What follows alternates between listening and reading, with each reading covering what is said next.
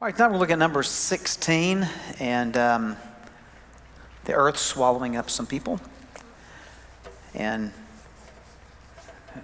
nepotism and a whole bunch of stuff that goes on here. So Numbers 16, the Bible says, now Korah, the son of Izhar, the son of Kohath, the son of Levi, Dathan, and Abiram, the sons of Eliab, and On, the son of Peleth, sons of Reuben, took them in. So I'm going to stop here because we got a few things to talk about. What in the world are the sons of Kohath? If you look back in Numbers chapter 3, we have three sons of Levi, and each, the descendants of each group have particular assignments for the tabernacle, taking it down, transporting it, setting it up, and all that kind of stuff. So in verse 21 of Numbers 3, we have Gershon, and they take care of the tent, the covering, and all the cloths and the screens and all that kind of stuff. And then in verse 27, you have to Kohath.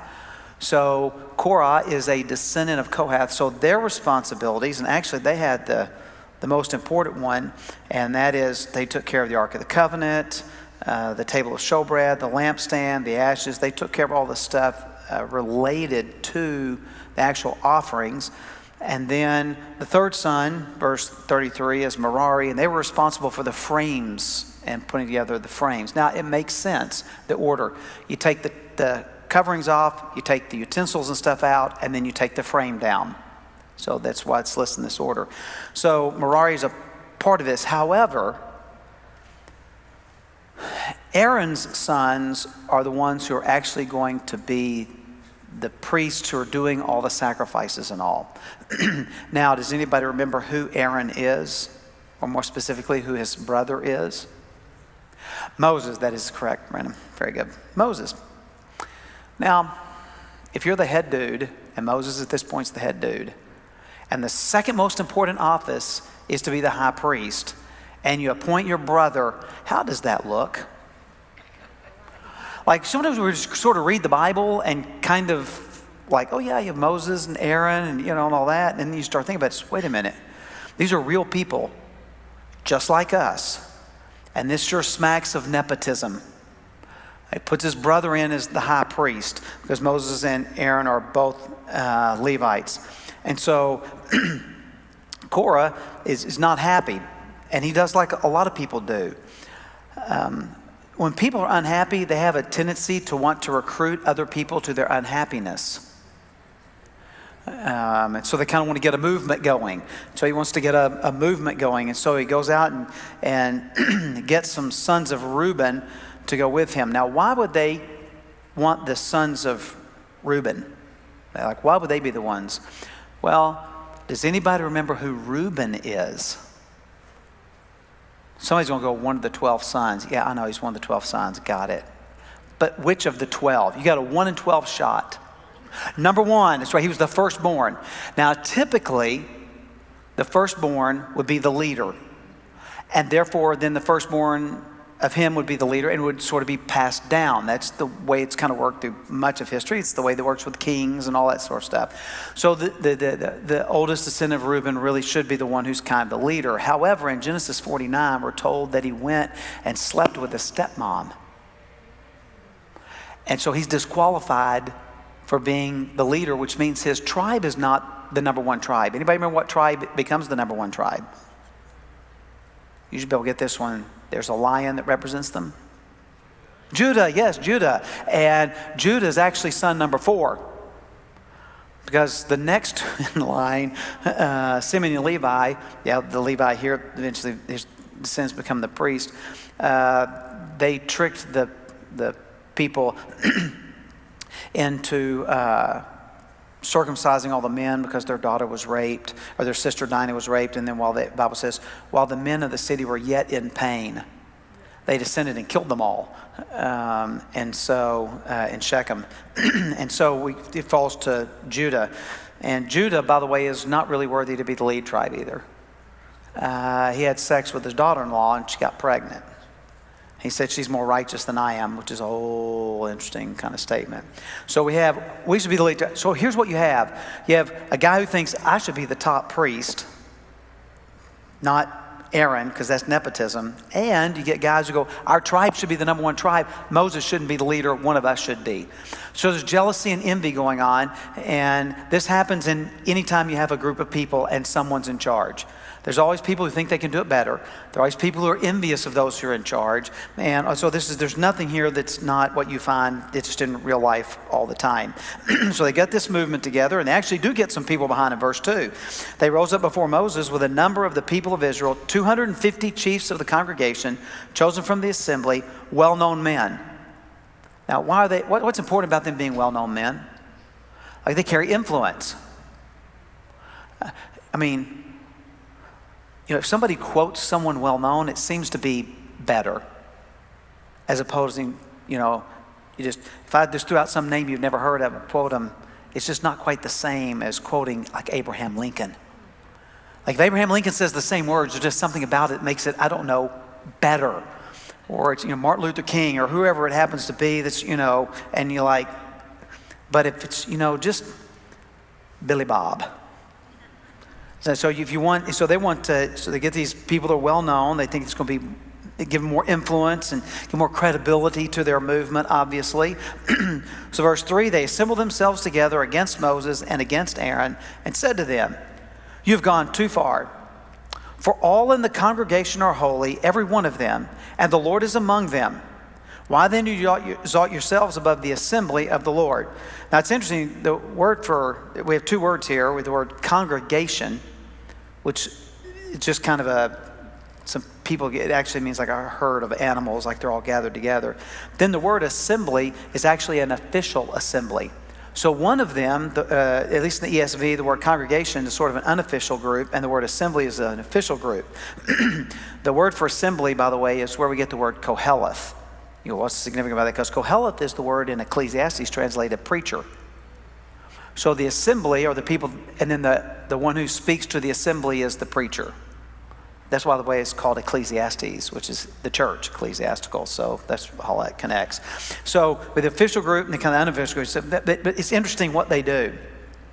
If you have something going on work you're unhappy with and you want to speak out against it, you don't ever say, everyone here is holy. But if it's a church deal, then we need to use some church words. We need to kind of slap a little spiritual paint on it. And so that's what they do. They go, everyone here is holy. Now, in the Bible, the word holy does not mean more spiritual. It just means set apart. And so everyone here has been set apart to the Lord. Every one of them, and the Lord is among them. So each person has the presence of God. Each person has been set apart by God. So no one should be exalted above the rest of them. All of us should have access to this. They're trying to make it really sound. And look, if you're just, Jonathan Israelite out here, you're like, yeah, that sounds pretty good. I'd like to go inside the holy place.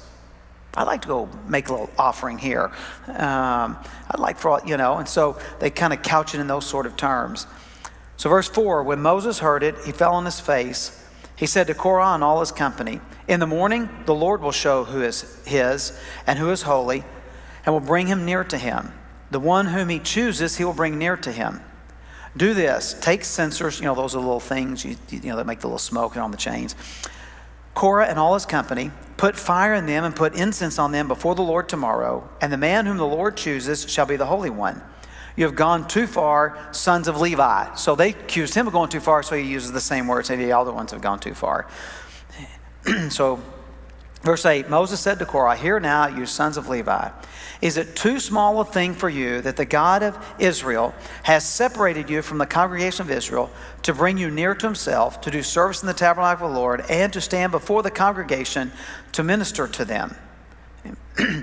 So here, this is interesting. Here's what Moses is saying. You're already set apart from the rest of Israel because you're one of Levi. And the Levites are the ones who take care of the tabernacle and all of that. If you talk about elevated, you've already been elevated. You're just unhappy that you've only made it to vice presidential status. Like, you're not happy that, you want to be at the top. And what's really fascinating to me is this is holiness. I've separated you out from the rest of Israel to do this. So holiness is being separated out. So he says, this you're already holy. You've already been separated out, but that was not enough for you. And it's always that way. We think we want something, we get it, and then after a while you want more. We're satisfied for a while, and then we want more. So verse 10, and that he has brought you near him, and all your brothers, the sons of Levi, with you. And would you seek the priesthood also? Like you want, that status. Therefore, it is against the Lord that you and all your company have gathered together. What is Aaron that you grumble against him? There it is. We're aware it's going to rain. It's been a great monsoon. It's like the first monsoon we've had in a long time. So verse 12, and Moses sent to call Dathan and Abiram, the sons of Eliab, and they said, we will not come up. So he's met with Korah, and now the sons of Reuben, or the sons of Reuben, Dathan and Abiram, but somebody's missing here. So if you go back over to verse 1, we have Korah, Dathan, Abiram, and On. On is never mentioned again anywhere in this passage. So that has led some commentators to believe that somewhere between verse 1 and verse 12, On has said, I don't want to be a part of this. That he has backed out of the rebellion. That is possible. Or it could be that he's not really a leader. That these are the two guys who are leaders, and On just kind of with them. But he's just not mentioned again. And so I don't know. I don't know what happened to him. So Moses calls for them. They said, we're not going to come up. Is it a small, they all keep saying, is it a small thing? Basically, it's like, this is a big deal. And I'll just kind of help you here, parents. One of the difficulties that we had with our children is when they started getting into teen years, and things that were world-shattering really didn't seem like that big a deal to us. But to them, it was. And pretending that it was a big deal to us as well, rather than just blowing it off and saying, it's not that big a deal, you'll get over it. For them, if it's earth-shattering, we felt like we need to spend a little more time and Because the reality is, some of you have stuff you think is earth-shattering, and I'm thinking, it's not that big a deal, get over it. Of course, I'm really not that merciful, so there's some of that too. But and so they all keep, do you think it's no big deal? It is a big deal. So that's why they all keep saying, is it a small thing? So is this a small thing that you have brought us up out of a land flowing with milk and honey to kill us in the wilderness, that you must also make yourself a prince over us? So man, he just drops a whole lot of stuff here. Is Egypt a land flowing with milk and honey? Okay, first of all, what in the world does it even mean flowing with milk and honey? I'll be honest with you, my dream meal never is milk and honey. So the reason is because it was believed in the ancient world, in almost every culture, that milk and honey were considered the foods of the gods. And so a land flowing with milk and honey is a land that's fit for God to live in. That's why the land is described this way so often, because God's going to live there with them, kind of thing. So that's the mentality. So man, you brought us up out of a great place. And I'm thinking, slavery in Egypt was not great. There's a reason why you were crying out to the Lord to deliver us. You weren't crying out, oh Lord, please leave us here. But it's interesting how quickly we can forget. And sometimes that's a good thing. Forgetting how difficult something is sometimes good.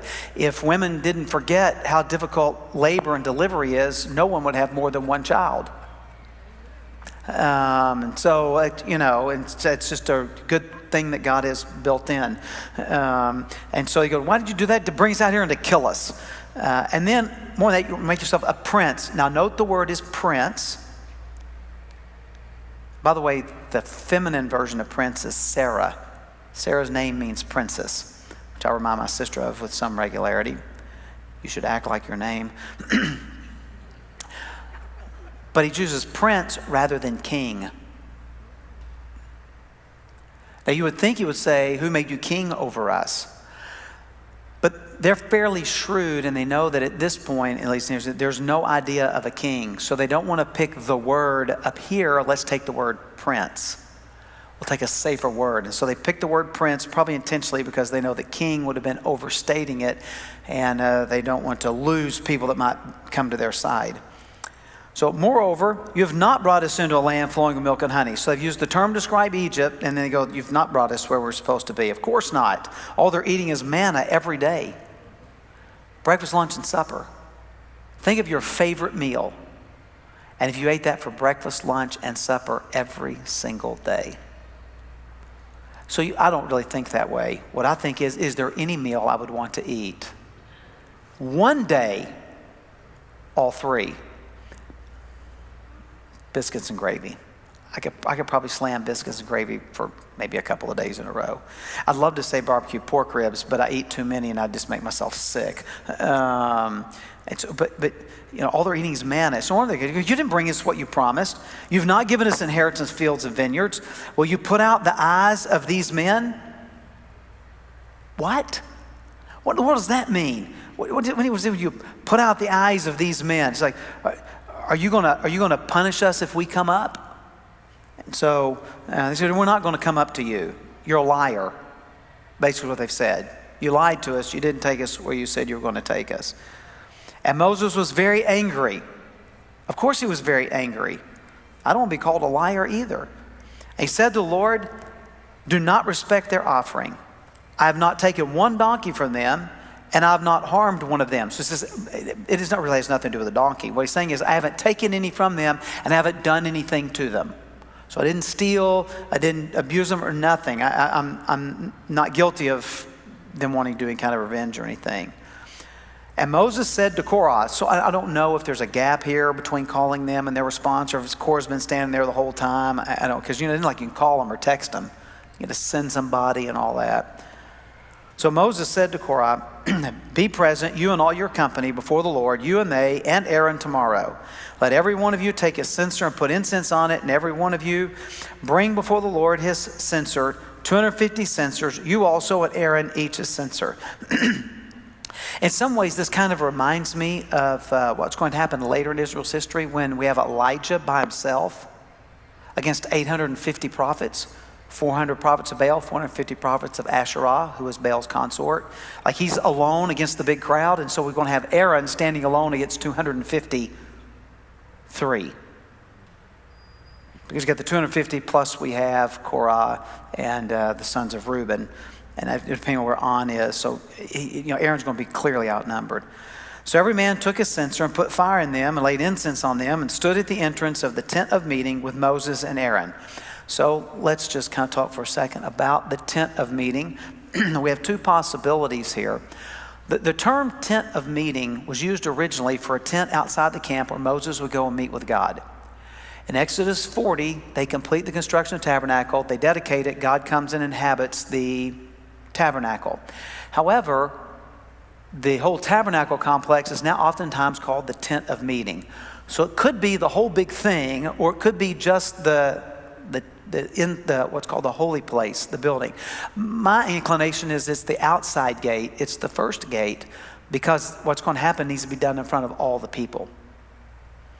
And so I think that's where this happens. And so they all are supposed to gather up here outside the tent of meeting, all of them. So they assembled to meeting, and then the end of verse 19, and the glory of the Lord appeared to all the congregation.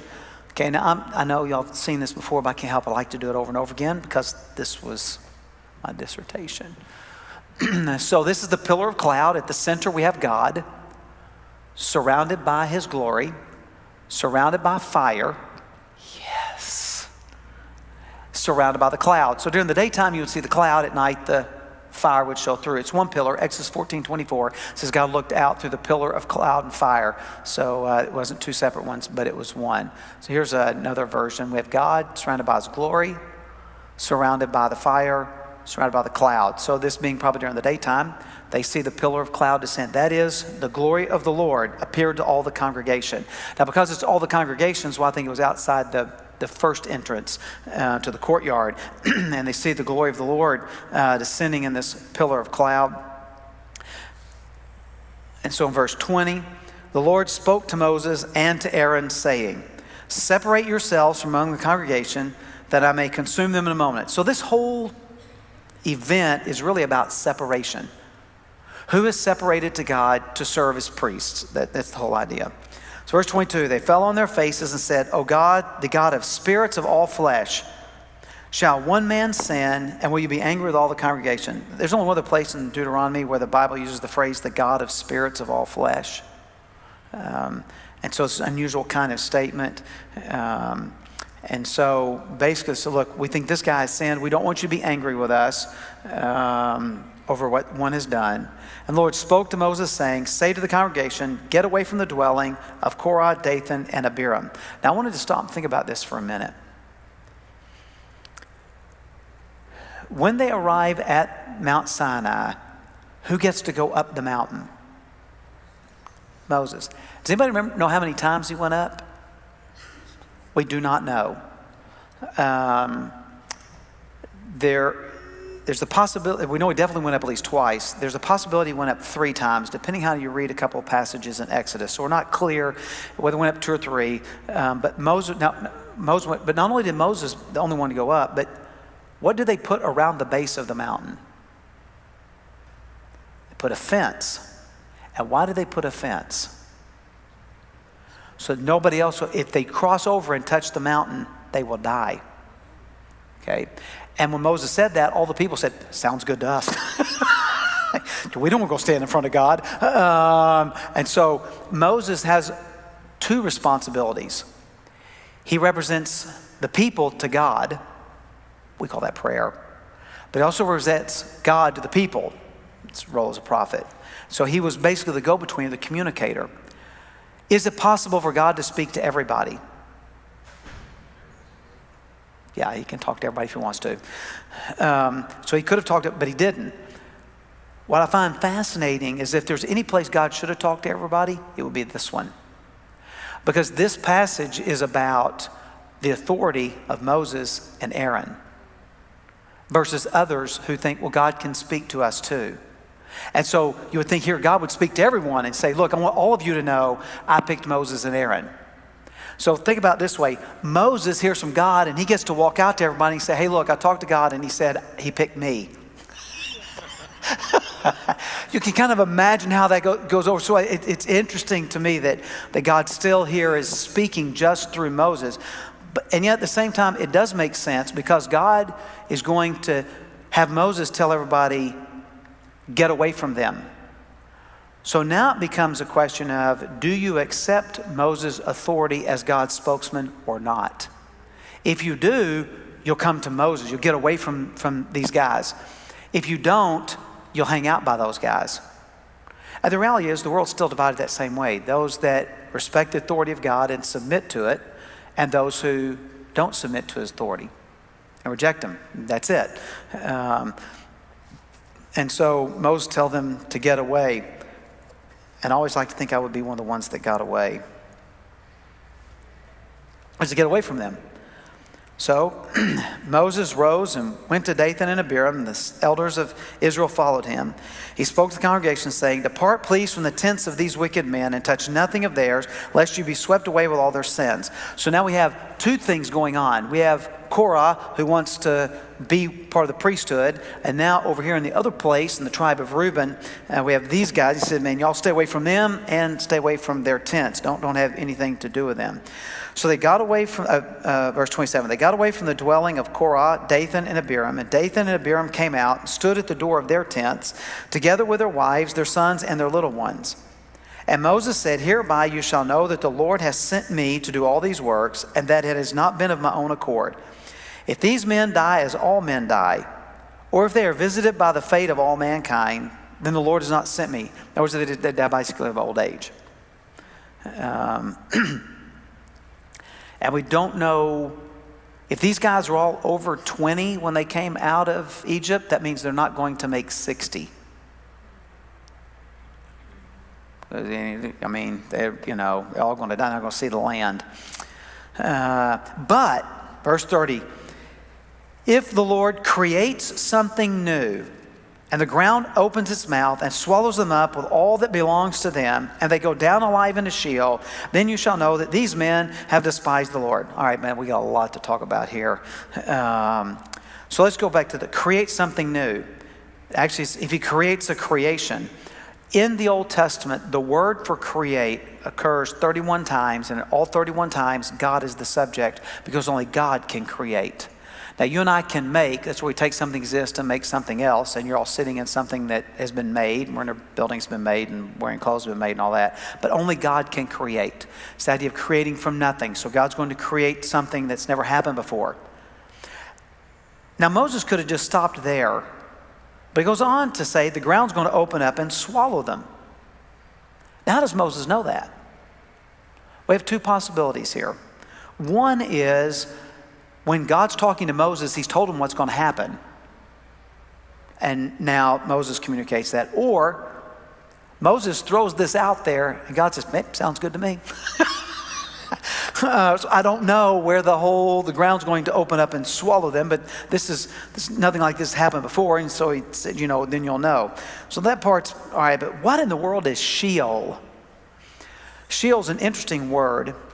It actually it's a Hebrew word, Sheol. It comes from the Hebrew word sha'al, which means to ask. It's oftentimes used for the grave because the grave is always asking for more, because people are always dying. So it's a very, well, of course it's an image. The Old Testament's all about pictures and images.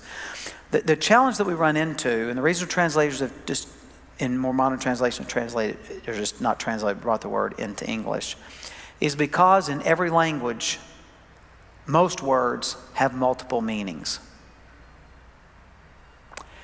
If your life depended on you telling me what an eye is, you may or may not survive. If you say, well, it's the thing in your face, and I'm thinking it's the hole in a needle, sorry, the earth's going to open up and swallow you. So words have lots, they just have lots of meanings like that. And I could give, you start thinking about it after a while, man, there's just example after example after example after example after example after example after example. Like teeth. If you do woodworking, what are teeth? It's on a saw. Some of you don't have any natural teeth. All of them in your head you purchased. And so, and then we even use it in other ways as well, like in verbs and stuff like that. So when we come to the word Sheol, the question is, does it always mean the same thing, or does it mean something different in different passages? What we find is in some places it clearly means the grave. It's used a parallel of the grave, and it just clearly means the grave. However, there are others that it appears to be something else. Matter of fact, the King James in many of those passages translate it with the word hell. So for example, David says, if I go into heaven, you are there. If I go into Sheol, you are there. That's probably not the grave, because heaven and hell are considered as opposites, and that's a passage chosen opposite. So there are some that seem to clearly mean that. This one probably means grave. The earth's going to open, and you're going down alive into the grave. So it's probably the idea here. And so, by the way, in my Hebrew class, we spend about 2 hours on the word Sheol. And I use it to show my students the difference between etymology and lexicography and all those kind of things. And so, and they're just exhausted by the time we're done. Or they're done. I don't do any. I walk them through how to do this. And so, man, the ground's going to open up. Verse 31, as soon as he had finished speaking all these words, the ground under them split apart. The earth opened its mouth and swallowed them up with their households and all the people who belonged to Korah and all their goods. Now we do learn later in Deuteronomy that the children did not die. And for those of you who are wondering, wow, God killed all the kids too? Actually, they did not. So they and all that belonged to them went down into Sheol, and the earth closed over them. So it didn't just open up, it closed back. And they perished from the midst of the assembly. And I'll be honest with you, this is one of those things, because I'm a visual learner, I'm thinking, what did this look like? Like, did the ground look like exactly like it did before? Is there like a line in the ground or a depression or something like to indicate? Or is it like they never existed? I kind of think it was like they never existed. It doesn't really matter. But I just kind of wonder, like, just the Bible just saying, it's, they're gone. And all Israel who were around them fled at their cry, for they said, lest the earth swallow us up. So some of them probably walked away from Korah, and when the earth opens up, they think, we might have moved back a little bit. And so, and of course, they don't step back, man. They take off running. Man, we don't want to get swallowed up too. And the fire came out from the Lord and consumed the 250 men offering the incense. And I'll show you in a minute where I think the fire came from. Then the Lord spoke to Moses, saying, tell Eleazar, the son of Aaron, the priest, to take up the censers out of the blaze. Then scatter the fire far and wide, for they have become holy. So these 250 censers are now considered separated to the Lord because they've had incense from the altar of incense put on them. And so they can't just get rid of it, so they have to do something with them. As for the censers of these men who have sinned at the cost of their lives, let them be made into hammered plates as a covering for the altar. For they offered them before the Lord, and they became holy, separated to God. Thus they will be a sign to the people of Israel. So Eleazar the priest took the bronze censers which those who had burned had offered, and they were hammered out as a covering for the altar, to be a reminder of the people to the people of Israel, so that no outsider who is not of the descendants of Aaron should draw near to burn incense before the Lord, lest he become like Korah and his company, as the Lord said to him through Moses. Now I want to kind of talk about where this happens, because it's going to become very important for what's going to happen next with Aaron. So here's the tabernacle. We have the gate to the outer court, which is where I think most of this occurred. Then we have the bronze altar, the bronze laver. The bronze laver, I just love the way they would like to use these big mouths. How many of you ever used the word laver? The closest you get is lavatory. Okay, this was a bathtub. And they would use it to wash themselves. They would use it to wash the animals and all that kind of stuff. And so it's just a big giant, and we don't know how big it was. The Bible gives no dimensions for it. The King James translates it as a bronze sea. It's even more confusing. But the altar is very, very important. I think the fire from the Lord came out from the altar and burned them up, rather than from inside the temple, the tabernacle tent.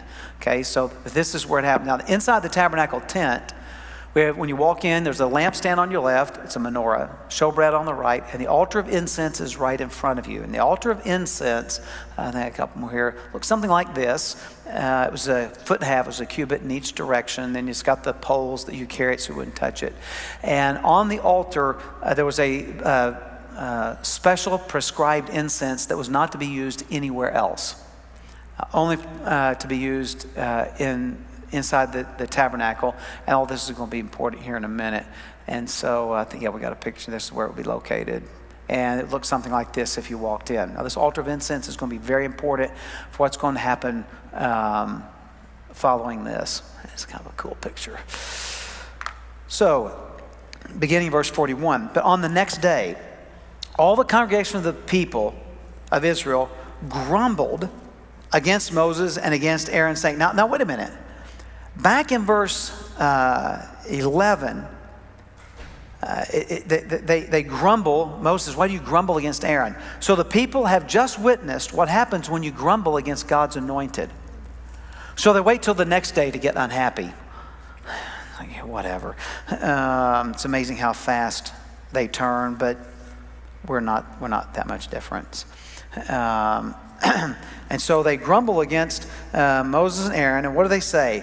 You have killed the people of the Lord. So maybe some of them were their friends or whatever. And when the congregation had assembled against Moses and against Aaron, they turned toward the tent of meeting, and behold, the cloud covered it, and the glory of the Lord appeared. And this is how we know that the glory appears as a cloud. So this is what I think. I don't think they looked and then the cloud came down. I think they looked because the cloud was coming down.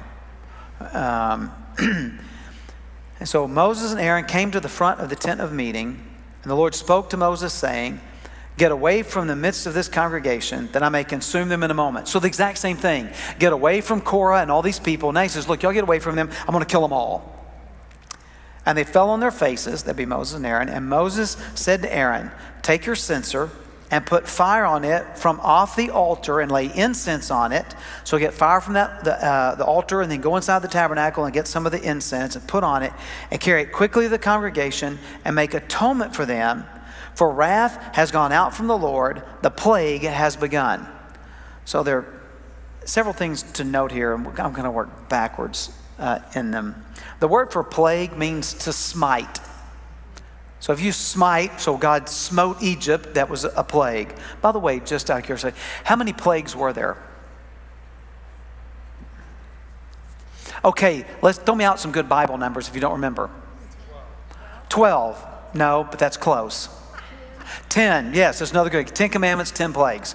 And there are 12 apostles, 12 tribes of Israel. I was waiting for somebody to say 3, and somebody to say 7, and somebody to say 40.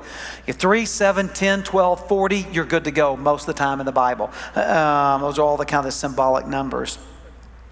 And so there were 10, but technically there's only one plague.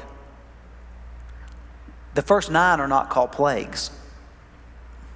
Nile turns to blood, then we get the fish die, and then you get the flies and the lice, and the animals die, and the boils and all those different things. The 10th one's the only one's called a plague, where God smote Egypt and the firstborn.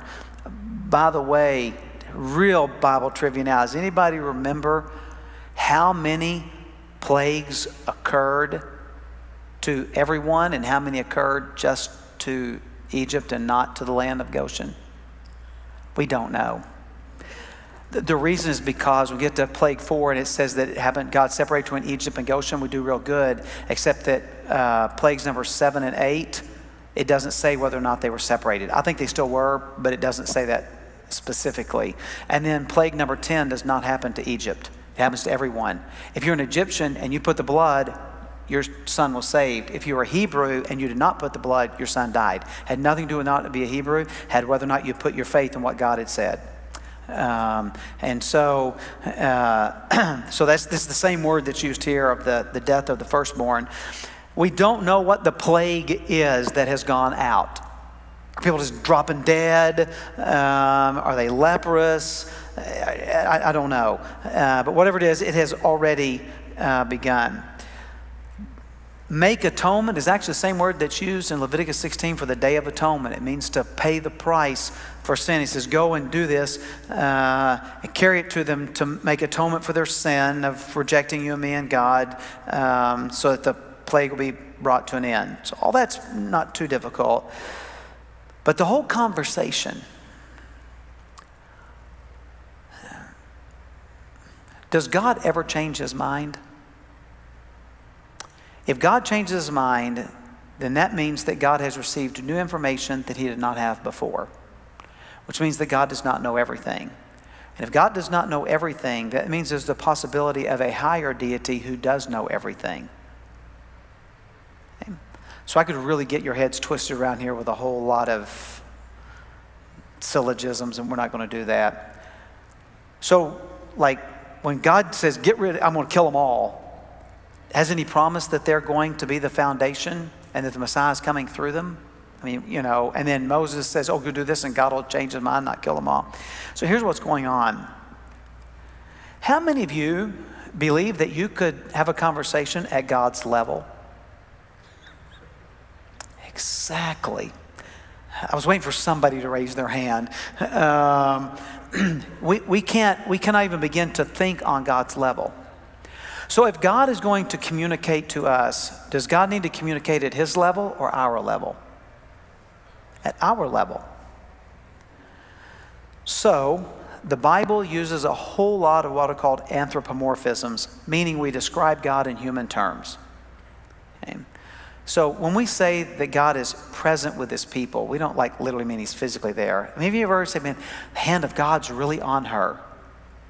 Of course, because we see this big hairy arm out of heaven and it's just sitting on top of her head. No, that we describe God that way. The eye of the Lord roams to and fro about the earth. Well, we don't have this giant, eyeball up in the sky looking around. But how else are you going to describe God except in human terms. And so, I mean, he's our father, he's king, all these are human terms. And so oftentimes what you find in passages like this are not an attempt to explain to us the nature of God, but instead are given to us as anthropomorphisms to show one particular characteristic of God. And what we find here is the justice of God and the mercy of God. Not a description of what God knows and doesn't know, or does God get mad and fly off the handle and just kill people because he's not happy with them? If that was true, that God just got mad and killed a bunch of people because he was unhappy with them, can you imagine Jesus, who is God, how many people would have been dead? Oh, you have little faith? There is an apocryphal story of Jesus was, a boy knocked him down and Jesus smote him and killed him. Not the Bible. And so this is, and when you understand that, it helps to understand a lot of what the Bible talks about. It describes God in human terms because there's no other way for us to understand him. Because I don't understand divine thoughts. I need them put down at my level. And the really cool thing is, when God brings them down to human level, he does not bring them down to the level of professors at Harvard. He brings them down to the level of like a 6-year-old child. That's why the gospel is so hated, because it's so simple. I don't know how many people over the years have said to me, it just can't be that easy. I'm like, actually, it wasn't easy. God sent his son who died on the cross. I wouldn't exactly call that easy. But the reality is, you put your faith in Jesus and your sins are taken away. You just feel like there's got to be more. I have to do something. We want it to be complicated because to get to heaven must be difficult and complicated. And God says, no, I'm going to put it right down here at kindergarten level, which is, I'm preaching on that Sunday, so I'll show you all the gospel in the kindergarten version. And hopefully most of you will get it. So verse 47, so Aaron took it, as Moses said, ran into the midst of the assembly. I love it that he ran, because if people are already suffering from the plague, he doesn't say, I'll get there in a little while. He senses the urgency of the moment, and so he runs. And behold, the plague had already begun with its people. So he put on the incense and made atonement for the people. And he stood between the dead and the living, and the plague was stopped. What a great statement. He stopped it. No, he didn't stop it, but God stopped it because of Aaron and his work as the high priest. Now those who died in the plague were 14,700, besides those who died in the affair of Korah. He got swallowed up in the ground, at least the 250 and some others with him. And Aaron returned to Moses at the entrance of the tent of meeting when the plague was stopped. So Aaron goes and does his thing, and the plague is stopped, and then Aaron goes back to the front of the tent of meeting. And I just find the whole thing fascinating, because people have not changed. Leaders get questioned. And leaders can make two mistakes. One, they believe their own press. Or two, they believe their critics. And if your whole life is, I must be as good as the people who like me say, those leaders are going to fail. I listened to 7 hours of podcast, because what else are you going to do when you're driving to Los Angeles area and back? There are no radio stations. I mean, Blythe, California doesn't have, and there's nothing to listen to. So I listened to 7 hours of podcast about the rise and fall in a 20-year span of one of the most significant churches and ministries in the United States, and the whole podcast about how could this happen. And basic conclusion was the pastor over time moved from having accountability to no accountability, and surround himself only with people who said what he wanted to hear, and that you can't do that. On the other hand, if all you ever do is listen to your critics, you're going to become a very angry and ineffective person. And so sometimes we need critics, and sometimes we need, but we need people that are accountable. And Moses doesn't listen to the critics. If he would have, oh yeah, y'all go ahead and be priests. He doesn't listen and give in to the moment, but he also continues to remain accountable. He doesn't act until God tells him to act. He and Aaron are there together, and for us in our current culture, this is very important, because if Christians and churches decide we want the world to like us, we will compromise God's truth, because the world does not like God's truth. And if we listen to what they say and we think, well, if I post this or I say this, then I'm going to be labeled a whatever it is. Usually narrow-minded bigot is the phrase they like to use, or we believe in a sky fairy. That's my personal favorite. And we're going to walk away from the truth. And so Moses did not give in, and we cannot give in. We have to stand on what God has said, because we've been separated to Him, and we belong to Him. And we need to be faithful to Him, even in the face of consistent criticism that we receive. Because in the end, you're going to get somebody's favor. And I'd rather have God's favor than the world's favor.